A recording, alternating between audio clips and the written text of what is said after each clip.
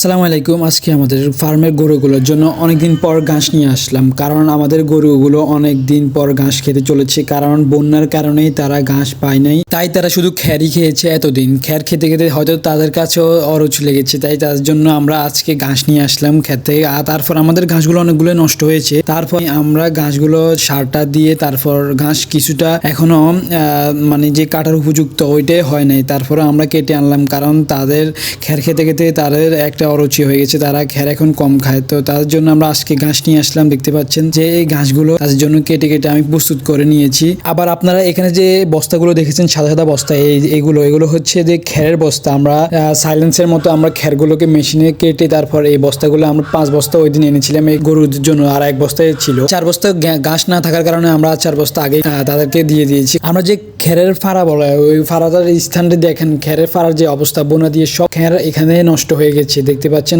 শুধু একটু খ্যার রয়েছে, কারণ আমরা বন্যার ভিতরে তারপর বন্যার পরেও আমরা এই খ্যারের পাড়া থেকে খ্যার খাওয়াইছিলাম। এখানে দেখতে পাচ্ছেন যে আমি ঘাসগুলো কাটতেছি, এগুলো আজকে নিয়ে এসেছিলাম এই গরুদের জন্য, কারণ এখন তারা খ্যার টোটালি কমই খাইতে চায় না। তারপর এই ঘাসগুলো কেটে কেটে তাদেরকে নিয়ে দিয়েছি, কিছু দিয়েছি, তারপর কিছু তাদের জন্য রাতে আমি দিয়ে দিব। তো আবার সকালেও তাদের জন্য নাস্তা হিসেবে এই ঘাসগুলোই থাকবে তাদের জন্য। তো এই ঘাসগুলোই আমরা এই কাঁচি দিয়ে কেটে কেটে টুকরো টুকরো করে ছোট ছোট করে দেওয়া হয়, কারণ তারা বড় করে দিলে তারপর তারা নষ্ট করে, অনেকটাই নষ্ট করে ফেলে। তারপর ওইগুলো দিলে আর খায় না, তাই কাঁচি দিয়ে আস্তে আস্তে ছোট ছোট করে তাদের জন্য প্রস্তুত করে এখান থেকে নিয়ে যেতে হয়, তারপর তাদের ঘরে দিয়ে আসা হয়। তো এখানে দেখতে পাচ্ছেন যে গরুগুলো, আমাদের এই গরুগুলো আমি একটু আদর টাদর করে দিতেছি, গরুদের মাঝে মধ্যে একটু আদর করে দিতে হয়। তো আজকের ভিডিও এতটুকুই, সবাই ভালো থাকবেন। আসসালামু আলাইকুম।